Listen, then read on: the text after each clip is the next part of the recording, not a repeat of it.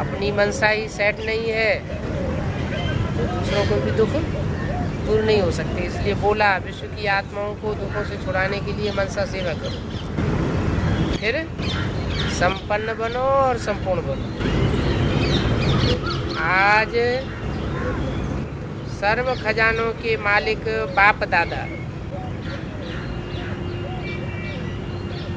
अपने चारों ओर के सर्व खजाना संपन्न बच्चों को देख रहे हैं।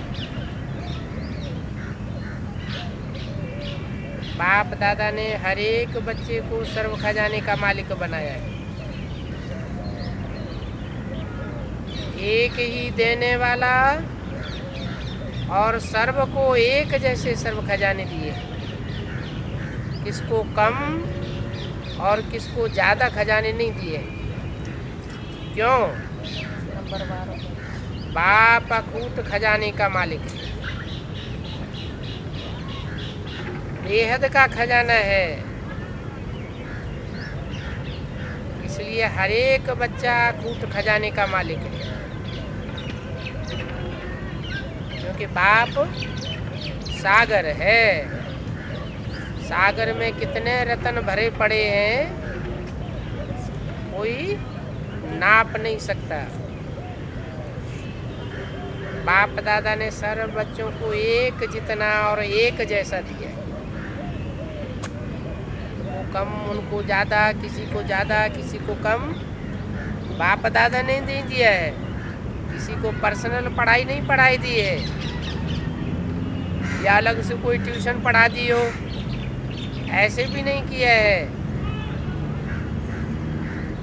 लेकिन धारण करने वाले कोई सर्व खजाने धारण करने वाले हैं और कोई यथाशक्ति धारण करने वाले। धारणा शक्ति हर आत्मा की अपनी अपनी है। क्यों?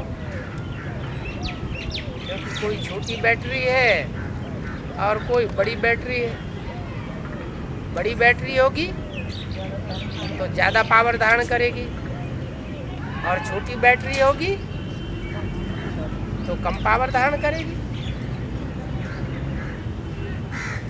तो कोई बच्चे नंबरवार हैं और कोई बच्चे नंबर 1 हैं।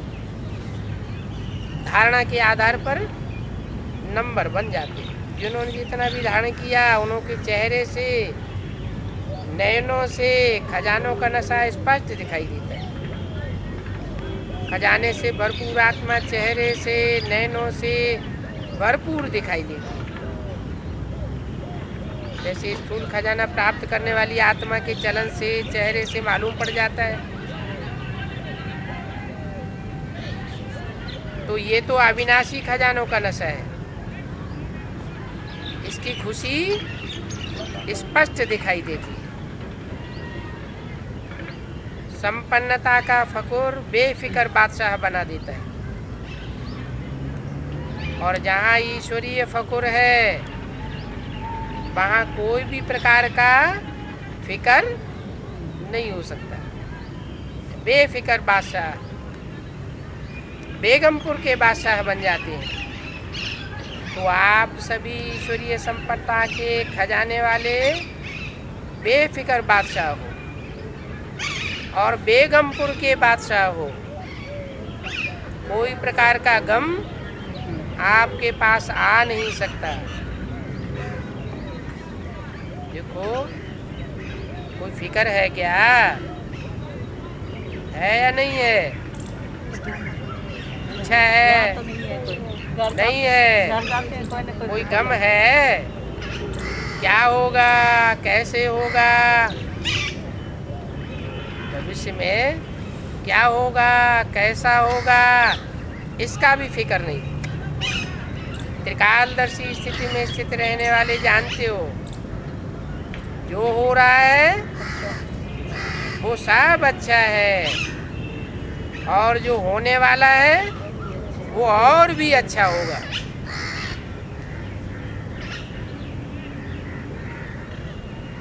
ऐसा क्यों है? क्योंकि सर्वशक्तिवान बाप के साथी हो, साथ साथ रहने वाले हो। हर एक को नशा है फख्र है कि बाप दादा सदा हमारे दिल में रहते हैं और हम सदा बाप के दिल तक पर रहते हैं। तो ऐसा नशा है ना जो दिल तक नशीन है, उनके संकल्प तो क्या स्वप्न में भी दुख की लहर नहीं आ सकती, जरा सा लेस भी नहीं आ सकता। क्यों? क्योंकि सब प्रकार के खजानों से भरपूर है। जो भरपूर चीज होती है वो हलचल में नहीं आती। पानी का ही घड़ा हो, भरा हुआ होता है तो छलकता नहीं है, और अधजल गगरी छलकते जाए। तो चारों ओर के बच्चों की संपन्नता देख रहे थे। हर एक का बाप दादा ने जमा का खाता चेक किया।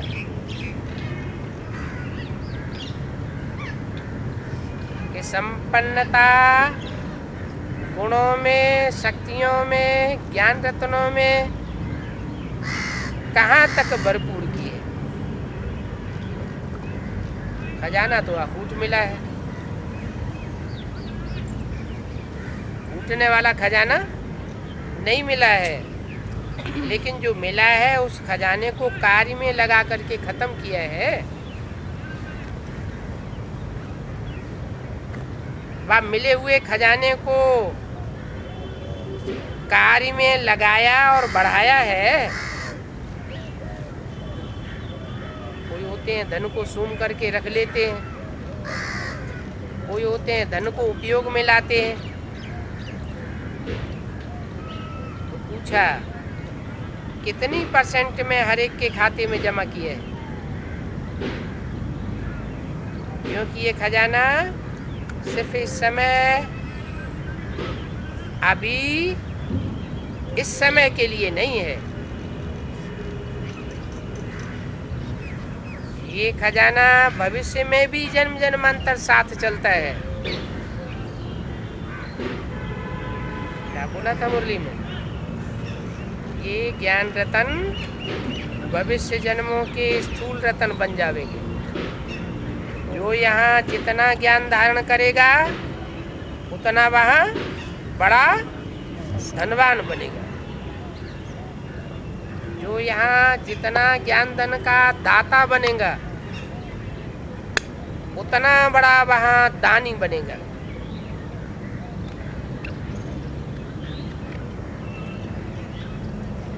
तो ये जमा हुआ ही साथ जाएगा। तो बाप दादा हर एक बच्चे की परसेंटेज देख रहे थे। उस परसेंटेज में क्या देखा? सेवा तो सभी बच्चे यथा योग्य व यथाशक्ति कर रहे हैं, लेकिन सेवा का फल जमा होना,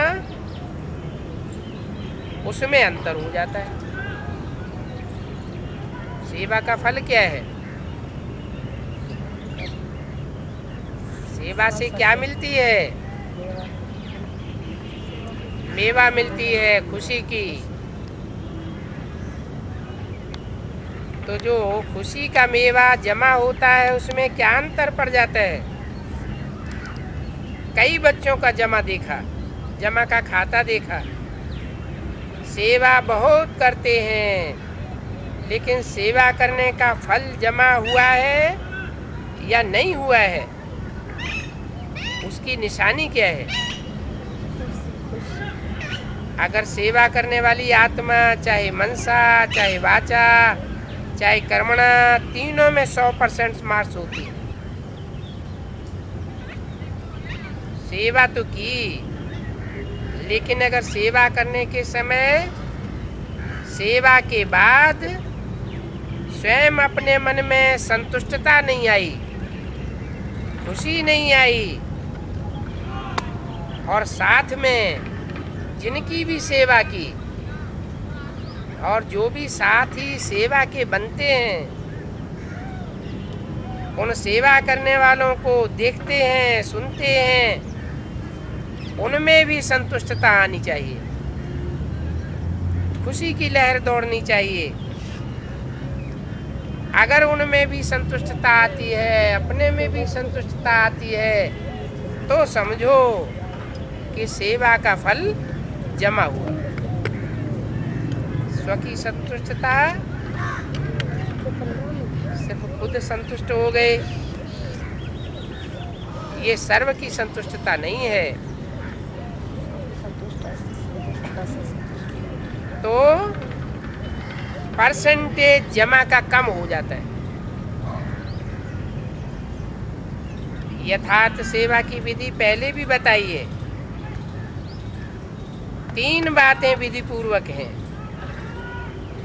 तो जमा है। वो बातें पहले भी सुनाई। एक निमित्त भाव कि मैं तो सेवा करने के लिए निमित्त हूँ, मैंने सेवा नहीं की है, बाप दादा ने मेरे से कराई है या करा रहा है, निमित्त भाव। और दूसरा निमित्त भाव होगा तो निर्माण भाव होगा। मान मर्तबा नहीं आएगा कि मैंने ये सेवा की, अंश मात्र भी मान ना आए कि मैंने सेवा की, मुझे मान क्यों नहीं मिला, मुझे सम्मान क्यों नहीं दिया।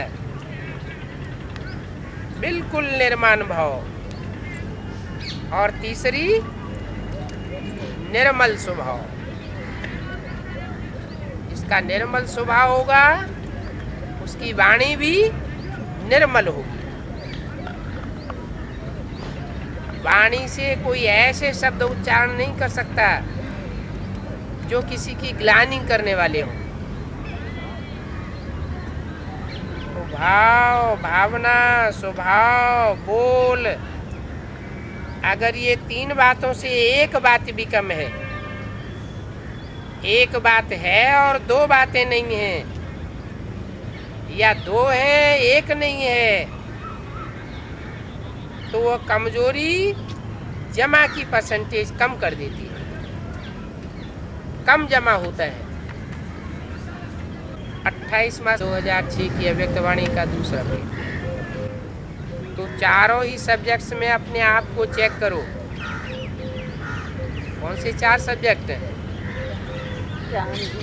ज्ञान, योग, धारणा और सेवा। चारों ही सब्जेक्ट्स में हमारा खाता जमा हुआ है। हम खुद से संतुष्ट हैं, हमारे संगी साथी हमसे संतुष्ट हैं, वो संगी साथी अपने से संतुष्ट हैं, और जिनकी जिनकी सेवा की है हमने और हमारे साथियों ने मिलकर के, वो आत्माएं भी संतुष्ट हैं।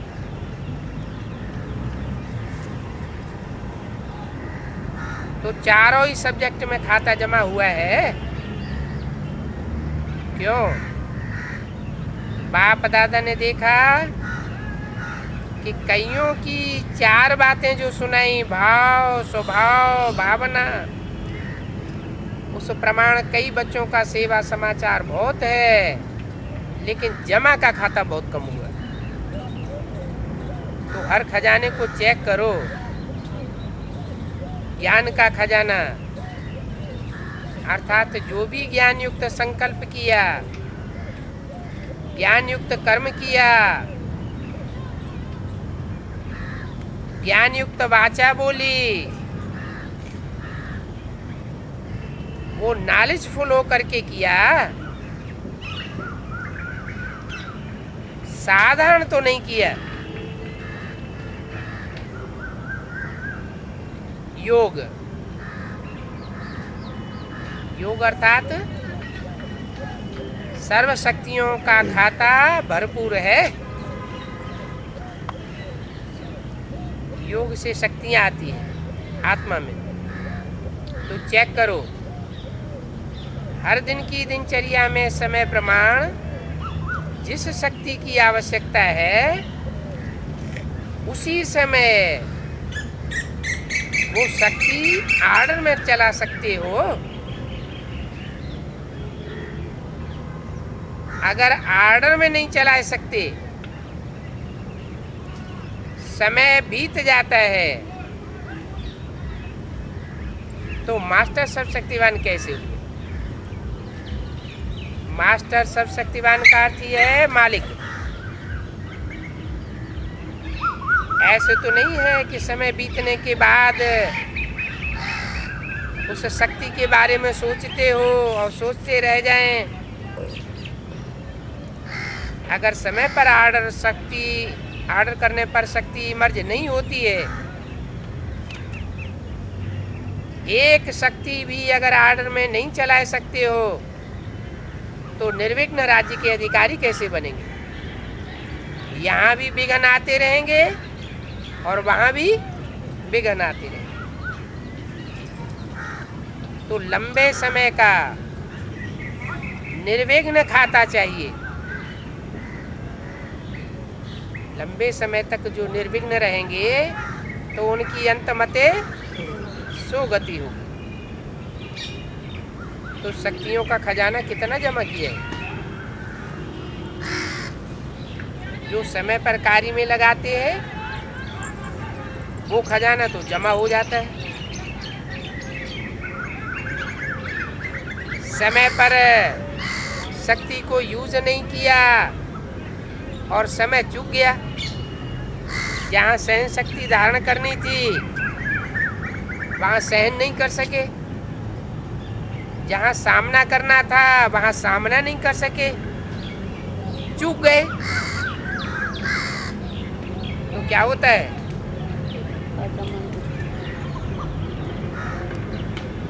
तो वो व्यर्थ हो जाता है। तो चेक करते जा रहे हो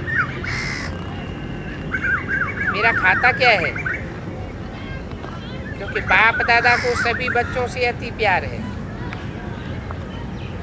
बाप दादा यही चाहते हैं कि सभी बच्चों का खाता भरपूर हो, धारणा में भी हो।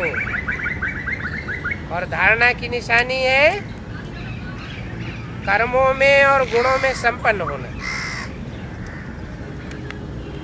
जिस समय जिस गुण की आवश्यकता है वो गुण चेहरे से, चलन से, इमर्ज में दिखाई दे। अगर कोई भी गुण की कमी है, मानो सरलता के गुण की कमी है, और सरलता का गुण कर्म के समय आवश्यक है, मधुरता की आवश्यकता है, चाहे बोल में चाहे कर्म में। अगर सरलता मधुरता के बजाय थोड़ा भी आवेश आ जाता है, क्रोध आ जाता है, या थकावट के कारण मधुरता नहीं रहती, बोल मधुर नहीं है, चेहरे में मधुरता नहीं रहती, चेहरा सीरियस हो जाता है, तो उसको गुण संपन्न नहीं कहेंगे। कैसे भी सरकमस्टांसेस हो, कैसी भी परिस्थिति हो, समस्याएं हो, लेकिन मेरा जो गुण है वह मेरा गुण जरूर इमर्ज होना चाहिए। अभी तो हम शार्ट में सुनाए रहे, क्या ऐसे ही सेवा में सबसे अच्छी निशानी सेवाधारी की है। सेवाधारी की अच्छी निशानी क्या? जो सेवा करने वाला सच्चा सेवाधारी होगा उसकी निशानी दिखाई देगी कि वो स्वयं भी हल्का रहेगा, लाइट रूप रहेगा, खुशनुमा रहेगा,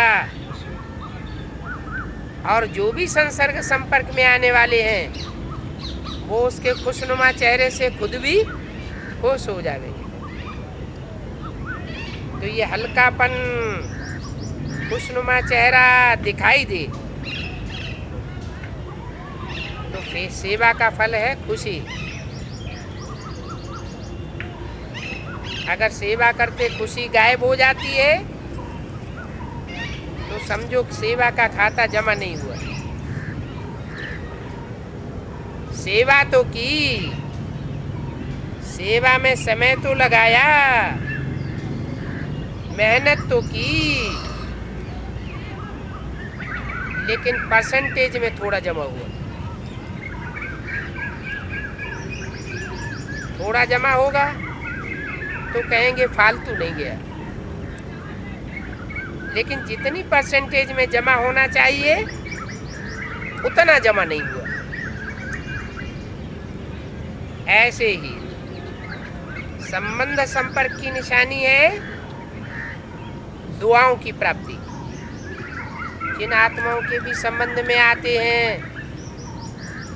संपर्क में आते हैं, उनसे दुआओं की प्राप्ति होनी चाहिए। कोई के मुख से बद्दुआ सुनाई नहीं देनी चाहिए। जिसके भी संबंध संपर्क में आए उनके मन से आपके प्रति दुआएं निकले, मुख से निकले, बहुत अच्छा, बहुत अच्छा करता है। बाहर से नहीं दुआएं निकले, दिल से दुआएं निकले। और ऐसी दुआएं अगर प्राप्त है तो ऐसी दिल की दुआएं मिलना ये बहुत सहज पुरुषार्थ का साधन बन जाता है। अच्छा बाबा, अभी मैंने जब आपसे मिलना है तो मैं घर में फ़ोन करके बोली कि मैं झंडे वाली मंदिर जा रही हूँ, तो ये क्या मैं पाप कर्म हुआ कि क्या हुआ? भाव देखा जाता है कि किस भाव से कौन सी वाचा बोली गई और कौन सा कर्म किया गया। भाव अच्छा है तो वाचा भी अच्छी है, कर्म भी अच्छा है। आपका भाव किसी के लिए बुरा तो नहीं है, अपने लिए भी बुरा नहीं है। तो बोला दिल से दुआएं निकले, भाषण मत करो। चलो मनसा सेवा भी इतनी पावरफुल नहीं कर रहे हो, कोई नए नए प्लान भी बनाना नहीं आते हैं, कोई हर्जा नहीं। क्या भाषण नहीं कर पाते हैं, नए नए प्लान बनाना नहीं आते हैं, मनसा सेवा भी इतनी पावरफुल नहीं कर सकते हैं, तो भी कोई हर्जा नहीं। लेकिन सबसे सहज पुरुषार्थ का साधन है दुआएं लो और दुआएं दो। कोई भी कर्म करते हो, कोई भी वाचा बोलते हो, कोई भी संकल्प करते हो, उसके अंदर क्या देखना है? दुआएं दे रहे हैं और दुआएं ले रहे हैं। कई बच्चों के बाप दादा मन के संकल्प रीड करते हैं, कई बच्चे समय अनुसार, सर्कमस्टांसेस अनुसार कहते हैं कि अगर कोई खराब काम करता है तो उसको दुआएं कैसे दें। उस पर तो क्रोध आता है ना, उसको दुआएं कैसे दें? चलो, क्रोध के बाल बच्चे भी तो बहुत हैं, लेकिन उसने खराब काम किया, वो खराब है। आपने ये बात ठीक समझी कि वो खराब है, ये अच्छा है। आपने निर्णय तो अच्छा किया क्या कि वो खराब है, समझा तो अच्छा। लेकिन एक होता है समझना कि वो खराब है, और दूसरा होता है उसके खराब काम को, उसकी खराब बातों को अपने दिल में हमेशा के लिए समा के रखना।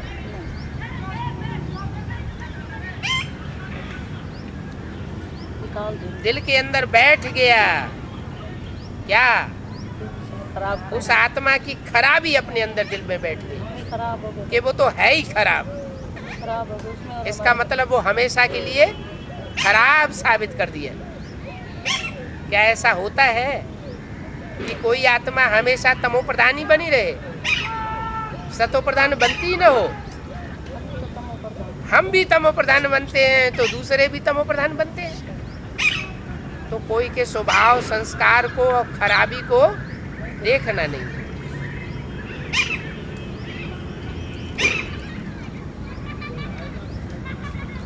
तो अपने दिल में कोई की खराबी को समाकर मत रखो। खराब हो जाएगा। समझना और समाना, इन दोनों बातों में फर्क है। अगर आप समझदार हो, क्या समझदार कोई खराब चीज अपने पास रखेगा?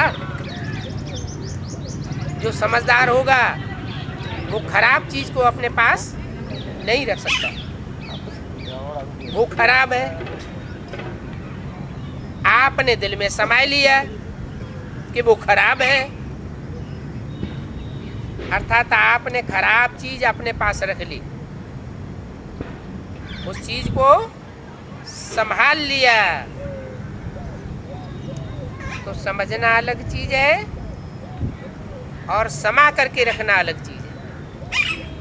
इन दोनों बातों में क्या अच्छा है और क्या बुरा है? समझना अच्छा है और समझ लेना, अच्छा है। फैसला कर लेना, ये तो अच्छी बात है। लेकिन कोई की खराबी को अपने दिल के अंदर समा करके रखना कि ये तो है ही ऐसा, ये गलत बात। वो सुधर भी नहीं सकेगा कभी। उस आत्मा के प्रति हमारे अंदर बुरा भाव बैठ गया, सो भावना नहीं रही, सुधरेगा ही। तो समाओ नहीं कि ये तो है ही ऐसा।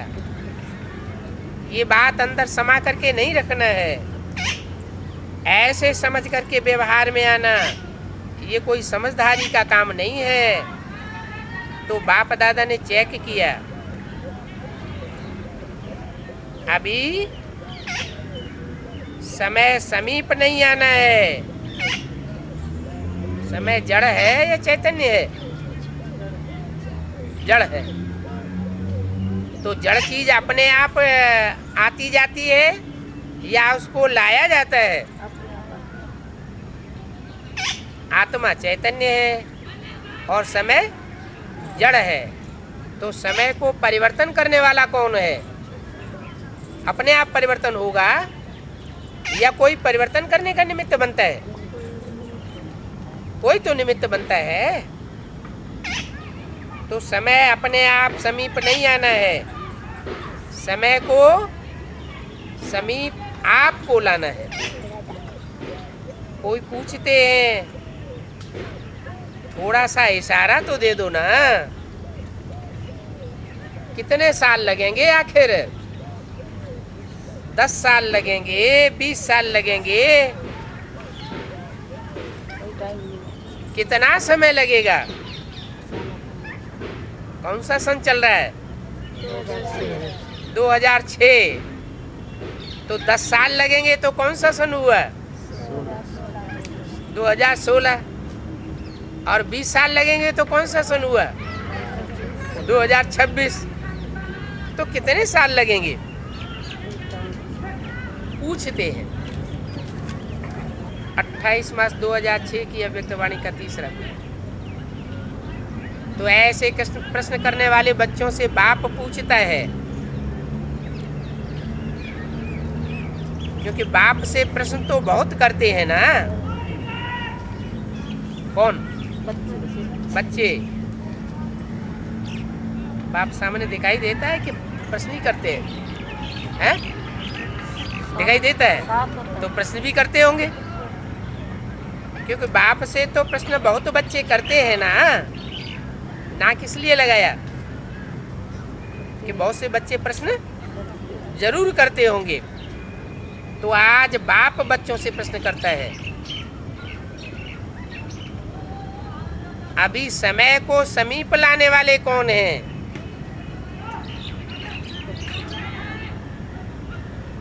समय माने काल। काल को चलाने वाले कौन हैं? काल जीत कौन है? ड्रामा तो है, लेकिन ड्रामा में भी निमित्त कौन कौन है? जैसे सन 76 से पहले बोला था, 10 साल की घोषणा की थी विनाश की, तो बोला था कि 10 साल में पुरानी दुनिया का विनाश होगा, नई दुनिया की स्थापना होनी है। तो विनाश के निमित्त कौन? ब्रह्मा बाबा थोड़े इन विनाश का निमित्त बनता है, और वो तो शरीर छोड़ गए। कोई बच्चे होंगे जो स्थापना के भी निमित्त बनते हैं, पालना के भी निमित्त बनते हैं, और विनाश के भी निमित्त बनते हैं। ब्रह्मा बाबा ने तो शरीर छोड़ दिया, अब निमित्त माने साकार। निमित्त कौन? ड्रामा तो है, लेकिन निमित्त कौन? आपका एक गीत भी है, किसके रोके रुका है सवेरा, क्या कहते हैं? हनुमान जी ने सूरज को मुंह में रख लिया, हम सवेरा नहीं होने देंगे। तो क्या सवेरा हुआ नहीं है? सवेरा तो फिर भी हुआ ना। सच्चा हनुमान तो बात है, सच्चा हनुमान तो बात। यज्ञ के आदि में जो ज्ञानदाता बाप था, वो ज्ञानदाता बाप अचानक गुप्त हो गया, और बच्चे यज्ञ में रह गए। आई तार अल्लाह की, हुआ रेल का राही, वो तो रेल का राही हो गया। तो वो चला गया जो ज्ञानदाता था, तो क्या ज्ञान का सवेरा होना नहीं? कोई निमित्त बना ब्रह्मा ज्ञान देने के, उन्होंने भी शरीर छोड़ दिया 68-69 में। ज्ञान चंद्रमा भी अस्त हुआ, तो क्या सवेरा होना नहीं है? तो भी घोषणा तो की ना मुरली में कि 10 वर्ष में पुरानी दुनिया का विनाश, नई दुनिया की स्थापना होने वाली है। सतयुग आने वाला है, कलयुग जाने वाला है। अब ये समझने वालों की समझ की कमी है कि वो सही फैसला नहीं कर पाए कि इतनी बड़ी दुनिया का विनाश होगा या पहले ब्राह्मणों की दुनिया में पहले विघटन होगा। तो ब्राह्मणों की दुनिया में पुराने ब्राह्मण संगठन का विनाश और नए संगठन की स्थापना हुई, शुरुआत हुई, संपन्नता नहीं हुई। कोई भी काम करने के लिए टाइम लगता है। तो सवेरा तो आना ही है। सन 76 में 1-2 आत्माएं ऐसी निमित्त बनी जिनकी मन बुद्धि रूपी क्षेत्र में ज्ञान का सवेरा उदय हो गया, वो बीज पड़ गया।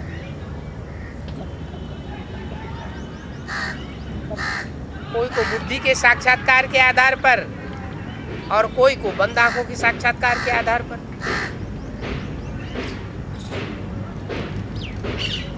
तो ये गीत है ना, तो ये सवेरा लाने वाला कौन है? विनाशकारी तो तड़प रहे हैं कि हम विनाश करें, लेकिन नव निर्माण करने वाले इतना एवर रेडी हैं। क्या पुराना खाता खत्म हो जाए?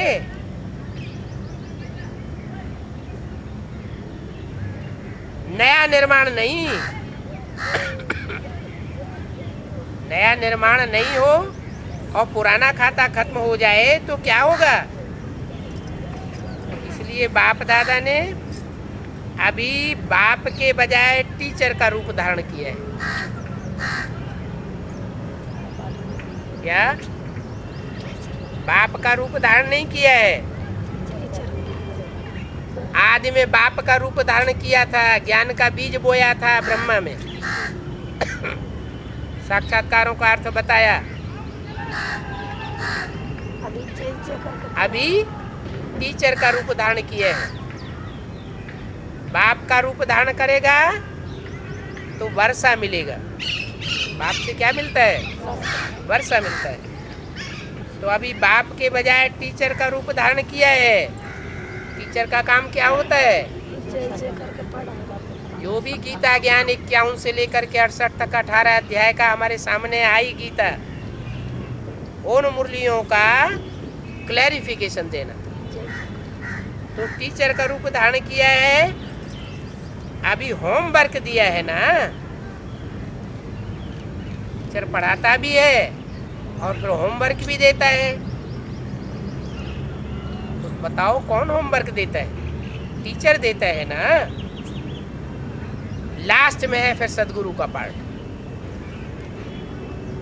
तो अपने आप से पूछो कि संपन्न और संपूर्ण स्टेज कहाँ तक बनी है? क्या आवाज से परे आवाज में आना दोनों ही समान है? आवाज में तो जब चाहे झट आ जाते हैं, लेकिन आवाज से परे की स्टेज है 1 सेकंड में उसी तरह बनती है जैसे आवाज में आते हैं।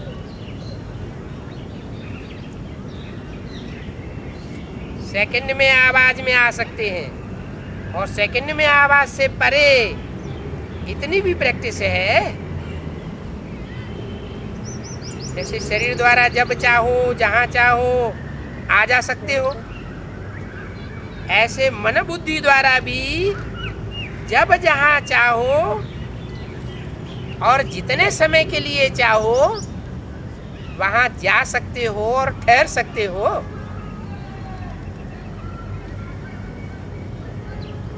मन बुद्धि तिरक तो नहीं जाती, टिकती है, क्योंकि अंत में पास मार्क्स उनको मिलेगी जो सेकंड में जो चाहे, जैसा चाहे, जो ऑर्डर करना चाहे और जितने समय के लिए ऑर्डर करना चाहे उतने समय तक सफल हो जाते। साइंस वाले भी यही प्रयत्न कर रहे हैं कि सहज भी हो जाए और समय भी कम लगे। तो ऐसी स्थिति बनी है।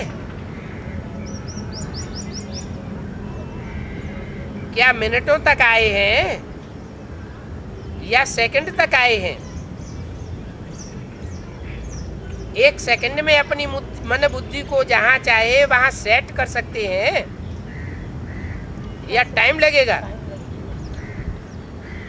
कहां तक पहुंचे हैं?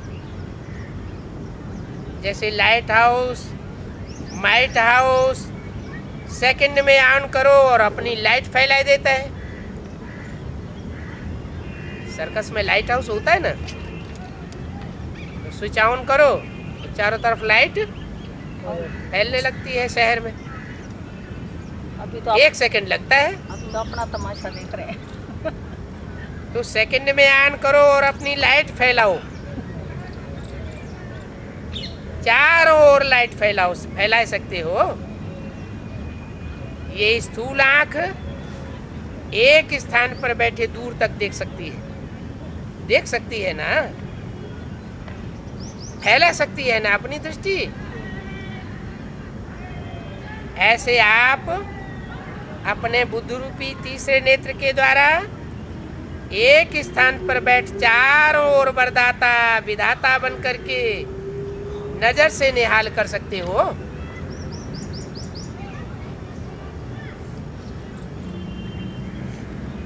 दूसरा संकल्प बीच में न टपके,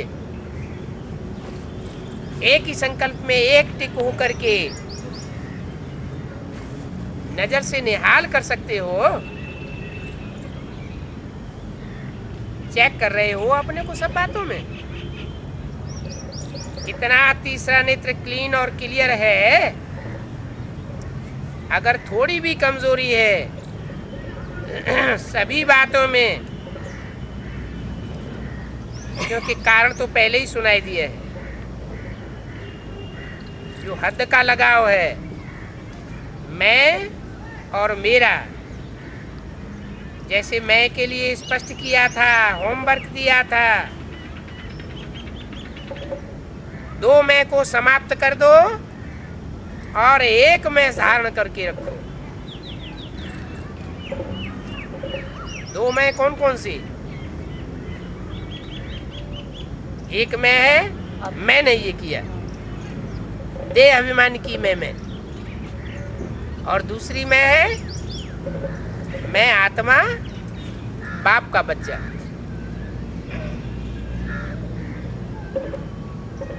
तो सभी ने ये होमवर्क किया है।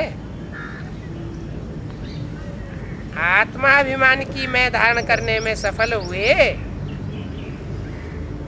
और देह अभिमान का मैंपन खलास करने में कहाँ तक सफल हुए?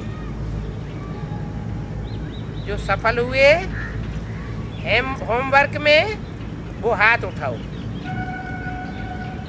बाप दादा ने तो सबको देखा है, कौन सफल हुए हैं और कौन सफल नहीं हुए। लेकिन हिम्मत रखो ऐसी, डरो नहीं, अच्छा है, मुबारक मिलेगी। बहुत थोड़े हैं जिन्होंने आत्माभिमान के मैंपन को धारण किए हैं। ये टीवी में इनके हाथ दिखाओ, उन हाथ उठाए होंगे, हमने का धारण किया। पीछे भी दिखाओ, बहुत थोड़ों ने हाथ उठाया है। अभी क्या करें? सभी को अपने ऊपर हंसी आ रही है। अच्छा, दूसरा होमवर्क था क्रोध को छोड़ना है। ये तो सहज है ना। तो क्रोध को किसने छोड़ा? इतने दिनों में क्रोध नहीं किया क्या?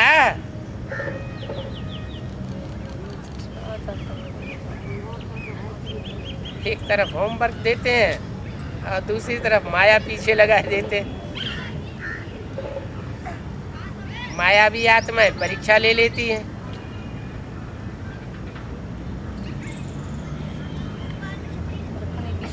इतने दिनों में क्रोध नहीं किया क्या? इस बात में बहुतों ने हाथ उठाई दिया। इस बात में थोड़े ज्यादा हैं जिन्होंने क्रोध नहीं किया। उनके आसपास वालों से भी पूछेंगे कि इन्होंने क्रोध किया या नहीं किया।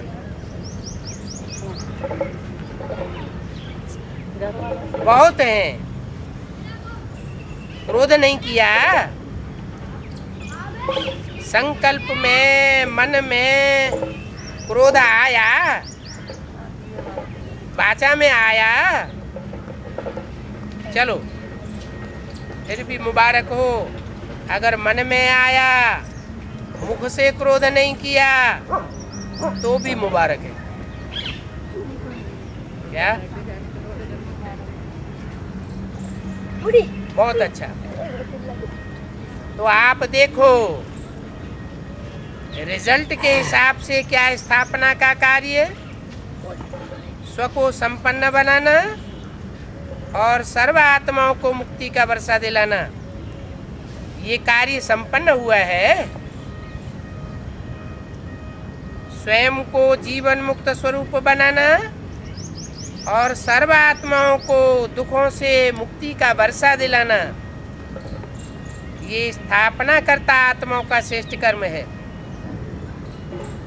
बाप दादा इसीलिए पूछता है कि सर्व बंधनों से मुक्त जीवन मुक्त की स्टेज पर, संगम पर पहुंचना है या सतयुग में पहुंचना है? कहाँ पहुँचना है?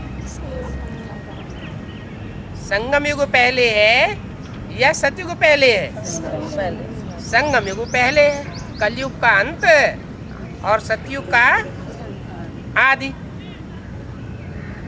तो कहाँ पर मुक्ति, जीवन मुक्ति का अनुभव करना है? संगम में करना है ना।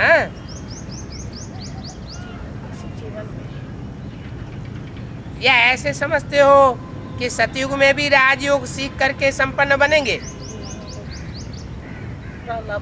यहाँ सिखामणी दी जा रही है, यहाँ राजयोग की पढ़ाई पढ़ाई जा रही है। तो राजयोग का रिजल्ट कहाँ लेंगे? सतयुग में लेंगे या संगम युग में लेंगे?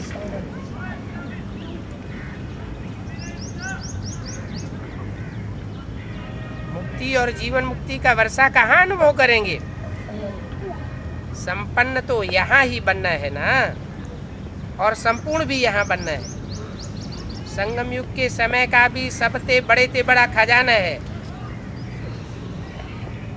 तो याद रखो, किसके रोके रुका है सवेरा? क्या वो सीरियल आते हैं ना, तो उसमें दिखाते हैं आसुरी पार्टी कहती है अंधेरा कायम रहेगा, हम सवेरा नहीं आने देंगे। वो सवेरे को रोकना चाहते हैं। तो बताओ, बाप दादा अभी क्या चाहते हैं? क्योंकि बाप की आशाओं का दीपक तो बच्चे हैं। तो अपना खाता चेक करो, अच्छी तरह से चेक करो। कई बच्चों को तो देखा, कई बच्चे तो बड़े मौजी राम हैं, बड़ी मौज में चल रहे हैं। जो हुआ अच्छा हुआ, कैसी मौज में चल रहे हैं? जो हुआ अच्छा हुआ। अभी तो मौज मना लें। सतयुग में कौन देखता है? कौन जानता है वहां क्या होगा? कौन हमको बैठ करके देखेगा? तो जमा के खाते में ऐसे मौजी लाल कहो, मौजी राम कहो, ऐसे बच्चे भी देखे जो बहुत मौज मस्ती में होकर के, पुरुषार्थ में अलबेले होकर के चल रहे।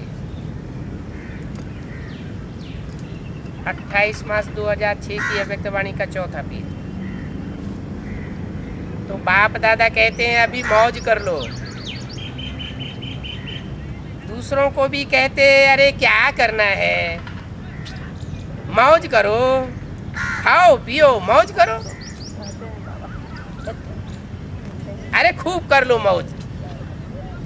बाप भी कहते हैं अच्छा खूब कर लो मौज। अगर थोड़े में राजी रहने वाले हो तो अभी खूब मौज कर लो, खूब मौज मस्ती कर लो, विनाशी साधनों की मौज कर लो। ये विनाशी साधनों की मौज अल्पकाल की होती है।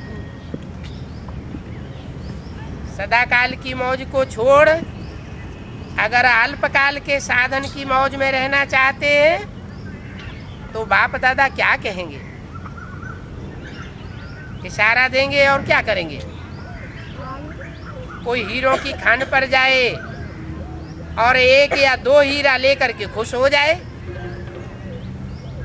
तो उसको क्या कहेंगे? तो ऐसा नहीं बनना। अतीन्द्रिय सुख के मौज के झूले में झूलो, अविनाशी प्राप्तियों के झूले की मौज में झूलो।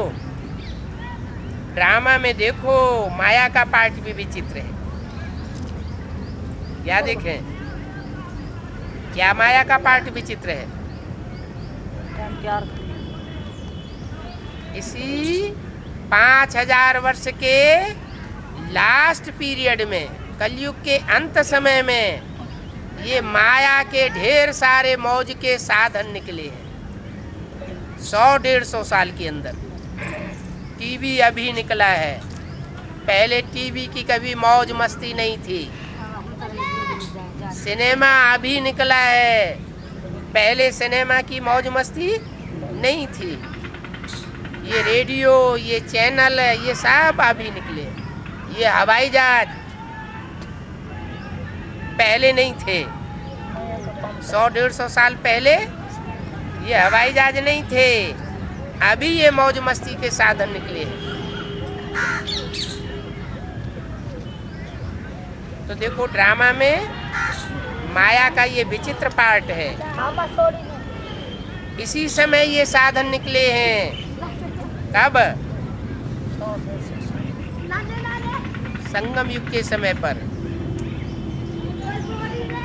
ताकि मायावी आत्माएं इन साधनों में फंस जाएं, जो पहले थे ही नहीं। 4,500 पौने 5,000 वर्ष तक वो साधन नहीं थे। मायावी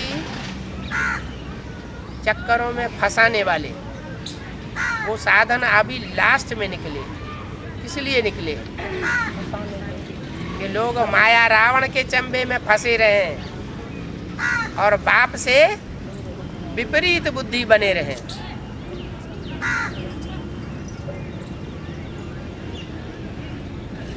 लेकिन फिर भी देखो, बिना साधनों के भी जिन्होंने साधना की, सेवा की यज्ञ के आदि में, वो एग्जाम्पल अभी तक भी सामने है। क्या ये साधन उस समय थे? लेकिन सेवा कितनी हुई? यही दीदी दादियाँ, यही दादाएं जो आज इतनी ऊंची ऊंची पोस्ट पर बैठे हुए हैं। ये जमुना के कंठे पर दिल्ली में जो छोटी छोटी कोठरियां बनी हुई हैं, उनमें बैठ करके एक एक दो दो आदमियों को समझाते थे। इनके पास कोई भी साधन नहीं थे। उस समय की निकली हुई आत्माएं अभी तक काम दे रही है। तो देखो कितनी सेवा हुई। क्वालिटी की आत्माएं निकली ना। तो साधनों से निकली या साधना से निकली? साधना से निकली ना। उस समय क्वालिटी तो निकाली ना। अभी बड़े बड़े मेगा प्रोग्राम होते हैं, बड़ी बड़ी कॉन्फ्रेंसेस होती हैं, और निकलते कितने? रेगुलर स्टूडेंट कितने निकलते हैं? और वो टिकते कितने टाइम तक हैं?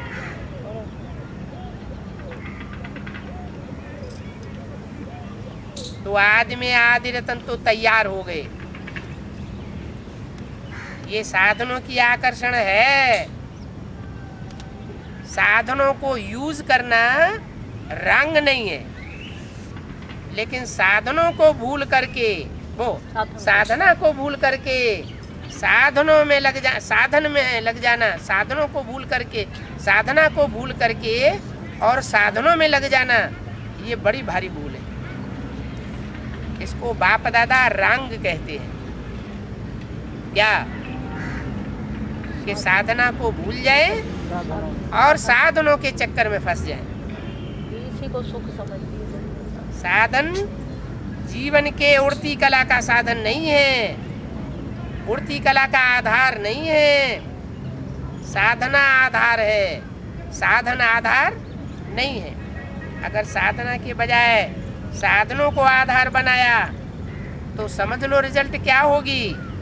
साधन तो विनाशी है, आज है, कल एटम बमों में राख हो जाने वाले हैं। रिजल्ट क्या होगी? साधना अविनाशी बनी रहेगी। उसकी रिजल्ट क्या होगी? जो साधना में रहने वाले बच्चे हैं वो मौज में रहेंगे। एटम बमों की विभीषिका में भी उनका कोई बाल बांका नहीं होगा। ज्ञान जितना सच्चा है, माया उतनी भयंकर है। बाबा ने तो मुरली में बोला, कन्याएं स्वतंत्र होती हैं, उनको कोई रोक नहीं सकता। बेसिक में वहाँ इतनी भीड़ लग रही है ब्रह्मा कुमारी आश्रम में, वहाँ बाबा मिलता है क्या है? नहीं, 12 साल तो फिर वहाँ इतनी भीड़ क्यों लग रही है? 12 साल चली हूँ, कोई बाबा बाबा का परिचय नहीं था, परिचय नहीं था। यहाँ तो बाबा मिलता भी है। बाबा मेरे को ऐसे अनुभव, मैंने 3 बार मधुबन गई हूँ, तो जब दूर हो तो पीछे बैठाते हैं तो मेरे को ऐसे लगा कि क्या दादी दीदी हैं सब आगे बैठी हैं, बाबा कभी हमारे से सन्मुख। अभी मेरे को आज पता चला कि बाबा आज मिलेंगे, तो मेरे को ऐसे लगा कि बाबा अब तो सन्मुख बिल्कुल मेरे सामने बैठ के बात करते। मेरे को इतना खुशी हो रही है, मैं वो खुशी को अंदर से निकाल नहीं सकती हूँ कि ये खुशी में कैसे आपको संकल्प आ गया ना। दीदी दादियाँ जाके गोद में बैठती हैं बाबा के और हम रह जाते हैं, लेकिन ये बुद्धि में नहीं आया कि भगवान कभी स्त्री रूप में आता है। नहीं आता है न तो भगवान सब कुछ जानता है, न उसको जानने की ज़रूरत है। उसके अंदर तो ज्ञान समाया हुआ है सृष्टि के आदि मध्य अंत का, वही आके सुनाता है। उसको एक एक के अंदर की बात जानने की और बताने की क्या ज़रूरत है? वो जानने की ज़रूरत है नहीं, न वो सर्वव्यापी है, वो सर्वव्यापी भी नहीं है, वो एक व्यापी होके आता है। तभी तो आप एक को याद करेंगे, और सब में व्यापक होके आ जाए तो आप सबको याद करेंगे क्या? फिर बुद्धि भटक जाएगी, एकाग्र होगी है, फिर बुद्धि भटक जाएगी। सब बुद्धि अभी तक भटकती रही सर्वव्यापी समझने से। अभी पहचान करना है बाप कहाँ आया हुआ है और किस एक में आया हुआ है। एक व्यापी कहाँ है? जिस एक के द्वारा भगवान प्रत्यक्ष होता है और प्रत्यक्ष होकर के दुनिया को पलटता है, लेकिन गुप्त रूप में आता है। पांडव गुप्त थे और पांडव पति भी गुप्त था, गोप गोपियाँ भी गुप्त थे।